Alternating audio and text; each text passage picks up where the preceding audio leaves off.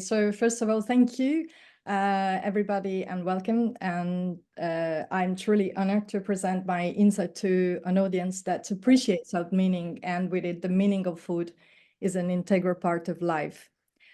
In this presentation, I aim to introduce my 3-year-old doctoral investigation on food confusion, highlighting the transformative impact of adopting a biosemiotic perspective. To expand upon this, I will outline the initial focus of my research, then discuss how embracing a biosemiotics perspective helped me broadening my previous views, and finally, I will explore the implication of this more comprehensive approach. So initially, my study focused on how the words of nutrients contribute to today's confusion around food. My consideration was based on the prevailing discourse around food confusion, which positions it primarily as a deficiency in the understanding of nutrition science, often conflating general food knowledge with specific dietary components such as vitamins, fats, proteins, carbohydrates, gluten, or cholesterol, a view deeply embedded in the broader context of food literacy. My theoretical approach and methodology were all around lexical semantics and discourse analysis.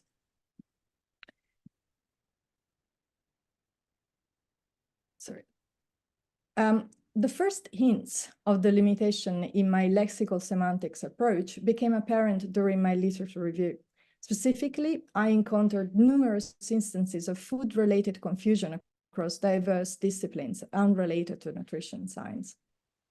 This exploration connected me with research realities that emphasize how animals sometimes consume substances particularly incongruous with their food choice, and how humans are frequently misled by altered sensory cues achieved through additive colorants, flavor enhancer, and other chemical substances used in food processing.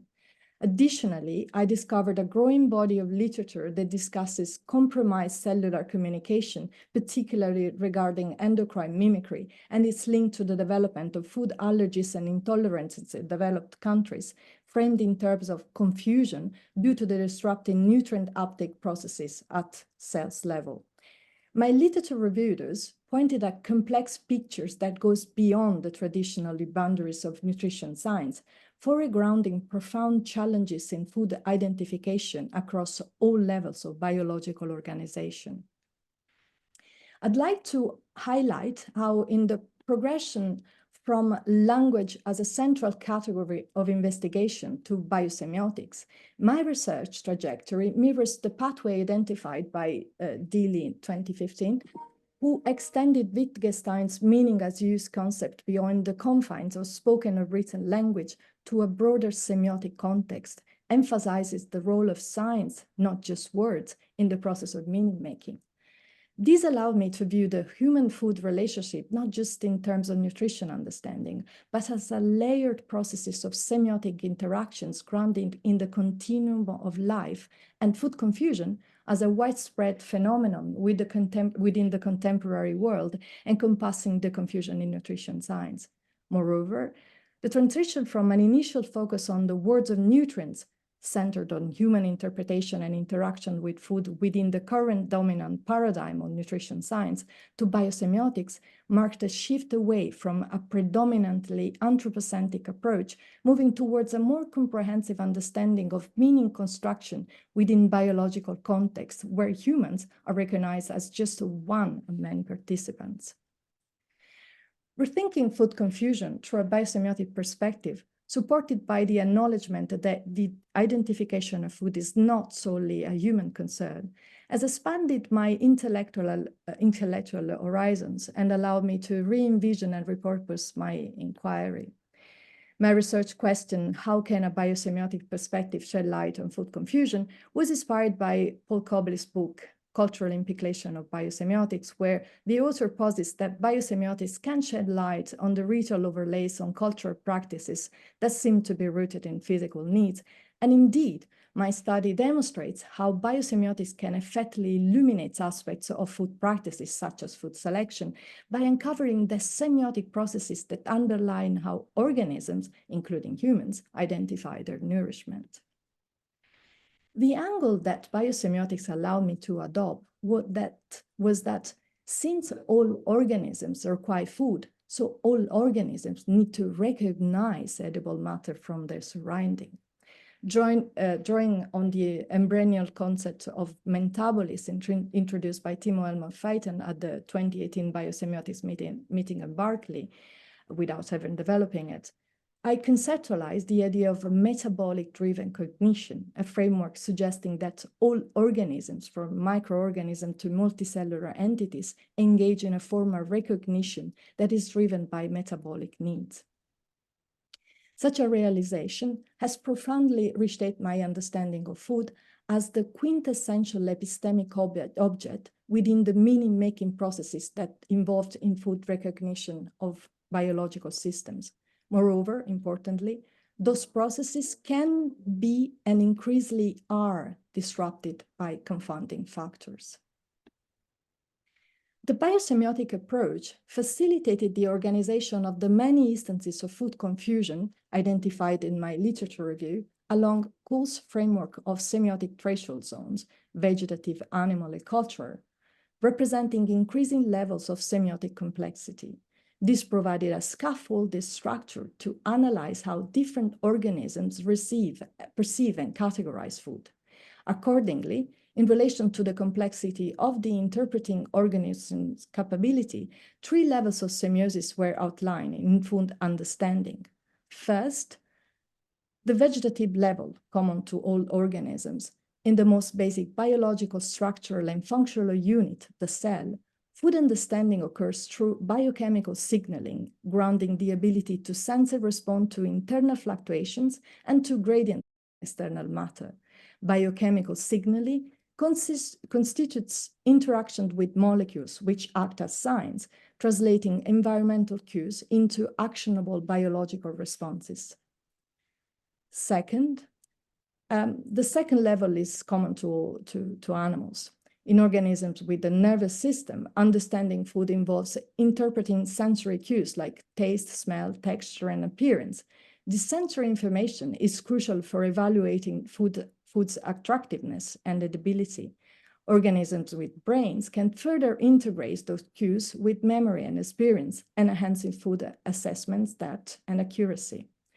And finally, in the third level, typical of humans, understanding food entails gauging a variety of cues, including the sensory attributes of foods as symbols infused with rich meaning and associations.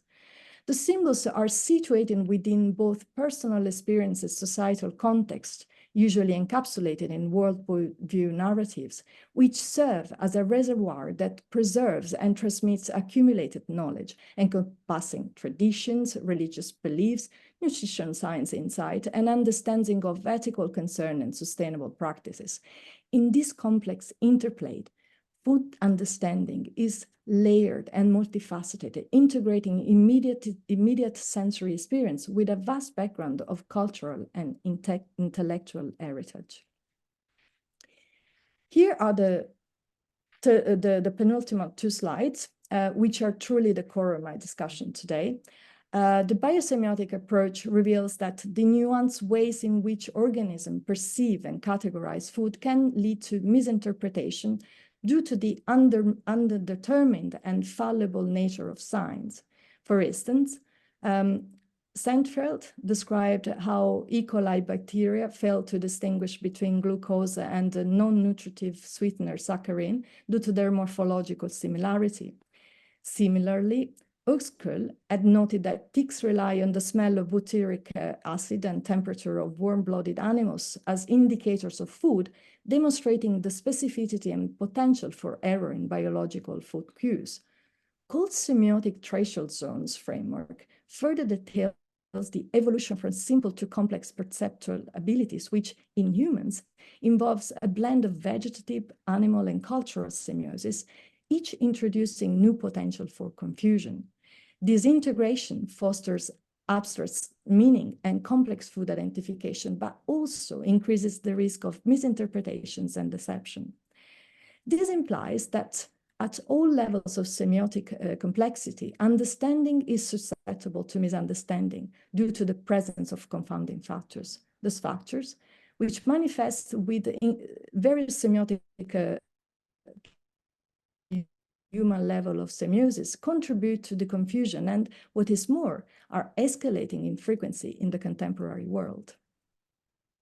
Disrupting factors influence semiotic processes uniquely at each level of semiotic interactions.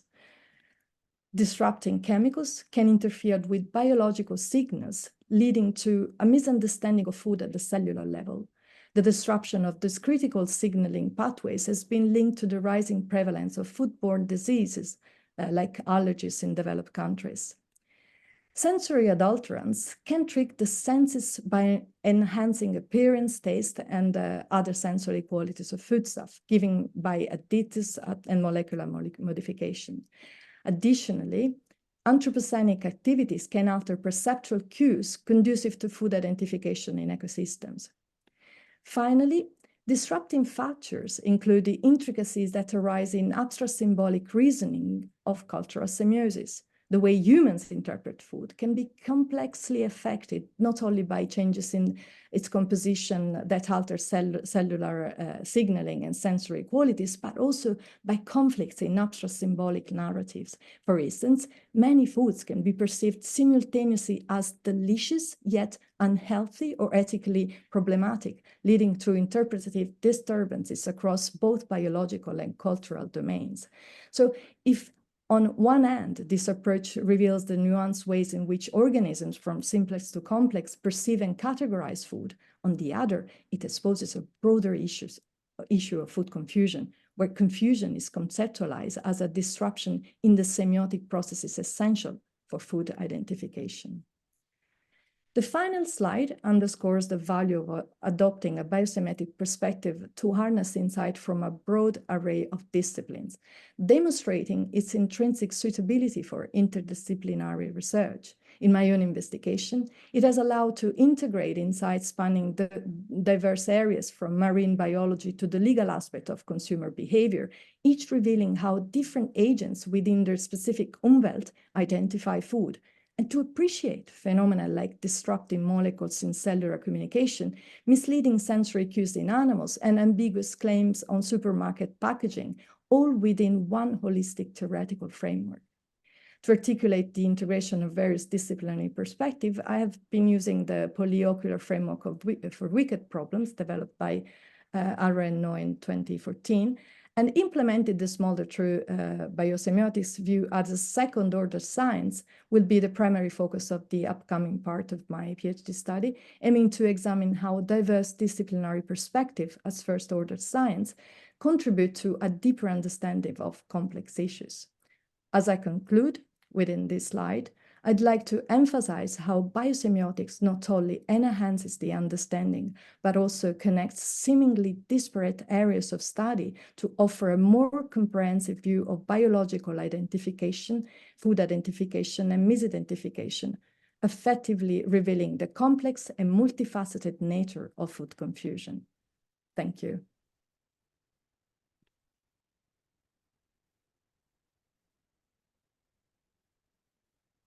Thank you so much, Emanuela. Can you hear me clearly? Yes, I hope you could also... So I'm just going to stand here so that I can use work the volume controls. So if there are any questions from the floor, Zani will take the roaming mic to you. And if there's anyone online, you can just raise your hand. We've got about 10 minutes for questions. Thanks. Anyone? I can start with very much not a question, but a comment. Thank you very much for this presentation. It was very interesting. I love the area of research that you're going. I think this relationship between organisms and consumption is very natural and significant and undergoing a very interesting change in humans, especially today. Your presentation and the questions raised by it reminds me of an experience I had when I was in high school. When I was 15, we had an exchange student from Beijing. And he was going downstairs one day to do his laundry when all of a sudden I heard a sputtering and a great hullabaloo coming from the laundry basement. So I ran downstairs and I said, oh, what's going on? And I found this student leaning over the sink with blue liquid pouring out of his mouth, choking and having an awful time. And I realized that he had tried to drink the dishwasher soap. And I asked, why on earth would you do that? And he said, well, I thought it was juice. And it's so interesting to think that, you know, if you look at laundry sauce, dishwasher fluid, it's very appealing. It's got this nice bulbous blue feel to it. It's a little bit gelatinous. It smells wonderful. So who could blame as someone who's not you know, familiar with Tide laundry from wanting to take a bite. And it also that also reminds me of this in 2017 or so, there was this this movement that I'm sure we've all heard of people trying to eat laundry pods, laundry detergent pods. Yes, so I think it's very interesting, these man-made horrors of consumption that we design for ourselves through confusions of semiotics. So thank you very much. Well, that's I mean, your first story just made me think of how context also matter in terms of food identification. And there is an interesting study by an Oxford scholar, Spence, and he talks about in terms of blue-colored drink, I mean liquids, how most likely within environment like a kitchen could be identified with like I don't know, like curacao, the how is called the rum, blue drinkable, like edible, like safe. And within the context of, for example, a bathroom, it would be identified as mouthwash. And so just to say that perhaps you know, your friend didn't make, you know, much of the context in terms of semiotic cues, but oh well. I mean, I do believe that we are ever so confused about food and drinks, so not surprising in a way. And yes, I mean, there is of course a much deeper you know, dimension of in which this research is embedded, and that has to do with frameworks that somehow have contained our approach to food, and in humans in particular, that I had a traditional and like religious underpinning, as for example, as identifying what's appropriate to each, but to eat, like for example, I don't know, avoiding certain kinds of food, like it would be pork in certain culture, or insects or dogs in other culture. But that has been extensively explored in anthropology, especially in the 80s. But yeah, that is linked to frameworks that would help us in identifying what is proper food, and also in terms of quantitative aspects, as for example, how much we eat and in what combination. And in this case, the scheduling of meals, like for example, breakfast, lunch, and supper, has been a traditional way to contain our food intake, whereas modern disruption as snacking, for example, brought in by a need to sell more food, obviously, has disrupted this intake approach. And we brought in the calorie approach now to food intake, which is really fallible, because it tends to be framed on a single food item, like for example, in a supermarket, something low calorie sells on its own, whereas the calorie accounting framework works on a longer span. So I mean, there are many ways now to consider how we approach food, and our dominant paradigm is nutrition science, and everybody looks at food like, okay, this is more protein and less carbohydrates, and that's why it's good or bad or whatever else. But there are lots of very questionable in terms of confounding factors embedded in that discussion. Yeah, nutrition science itself has got a lot of uncertainty due to reductionist approaches, which is one of the problems in scientific enterprises today. And yeah, there were two. There have been scholars.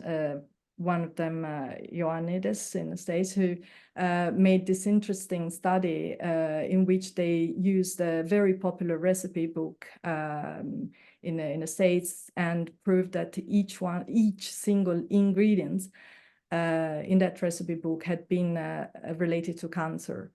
And that just to explain that if we use those ingredients in our everyday cuisine, and at the same that those are considered good, but at the same time they're questioned as related to cancer, it puts them in a position to be simultaneously good and bad, which in a context of food choice puts us in front of this confusion with which well, Kalevikol has been talking about, you know, having simultaneously two options and not having the right tool to crack into the best one puts us in this position of confusion.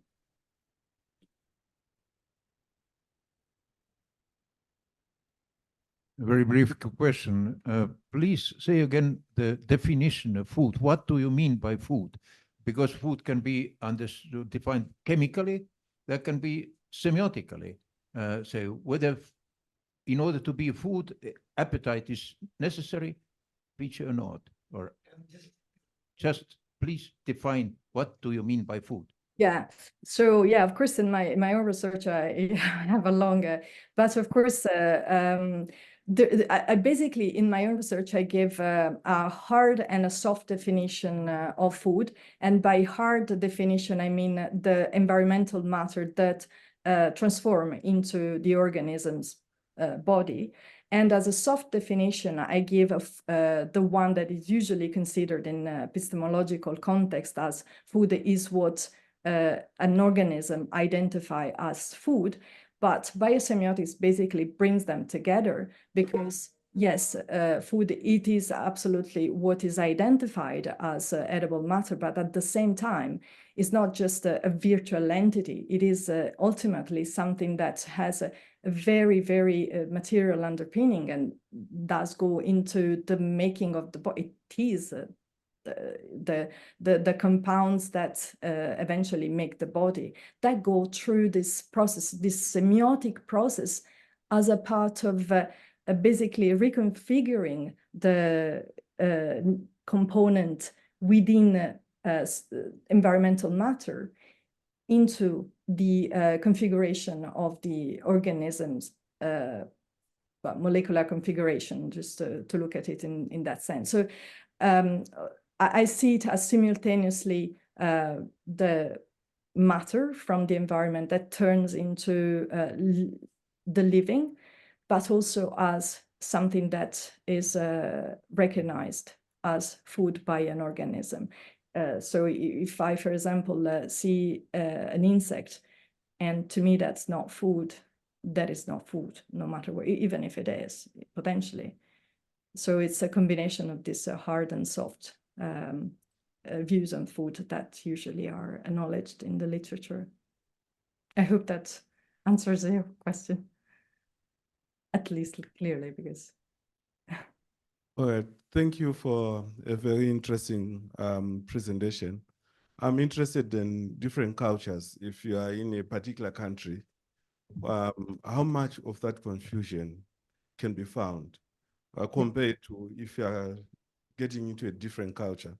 For instance, if you are always busy, you might not be confused about the food. You just eat sugar because it gives you energy quickly and you go and work. Is that confusion or a choice? Yeah, that's a good question. So let's say that perhaps in my own case, just the existence of this confusion emerged the moment when I switched from my culture, Italian, where there is a certain cultural approach to food, to well, North American, because my husband's from there, so I spent a long time in Canada. And there is a lot of this nutritional approach, like nutrition science approach to food. So like everybody takes dietary supplements, and not everybody, but many people.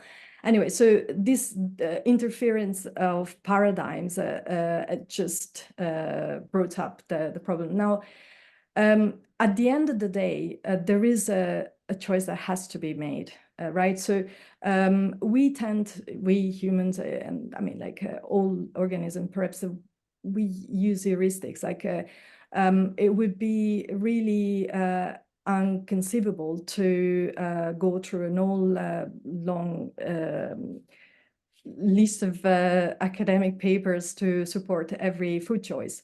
So we have two very strong drives into our food choice that are dominant, and there is one that of course drives us towards foods that are particularly rewarding in terms of their effects. So for example, sugar, high caloric, of course, has its beneficial effect into you know, like I mean, of course, we have a physiological response to food. So dopamine and other hormones that increase our sense of pleasure while consuming those foods. It's something that makes us susceptible to go towards a certain choice, especially if we are in a hurry, indeed. But we could have other system of thinking, like, for example, like other frameworks, like, for example, nutrition science, or other understanding of food, like what we mean by whole food, which in particular context could override this sensory impulses, let's call it those. And so, for example, especially if I've in a context of, okay, I have some health issue that could be addressed by that dietary habits, then perhaps I would give priority to a salad as opposed to a donut, just because I know that that is best for me, therefore it's good, but not in absolute terms. I mean, like, everything is relative, and it depends on the priorities. But yeah, the confusion is that while I would consume a blue donut, for example, with a blue sugar coat, I would at the same time be perhaps aware that that's not the best choice. And in that sense, I would see the confusion. As for native cultures, they see very often that there is a strong interference with, well, certain marketing communication, like, for example, notoriously the pushing of formula as opposed to breast milk in baby feeding practices. And that has been an interference, but still it's been promoted as something beneficial, something better. And therefore, you know, that's interfered with local frameworks of, you know, proper food. Or, I mean, there are many parts, but yeah, the Aboriginal, Native American cultures, there are reports of saying, okay, well, give us back our frameworks, the cultural frameworks to identify food, as opposed to this white nutrition science that's really confounding everything. Thank you so much, Emanuela. Unfortunately, we have to end that session there, but thank you very much. It's very interesting. So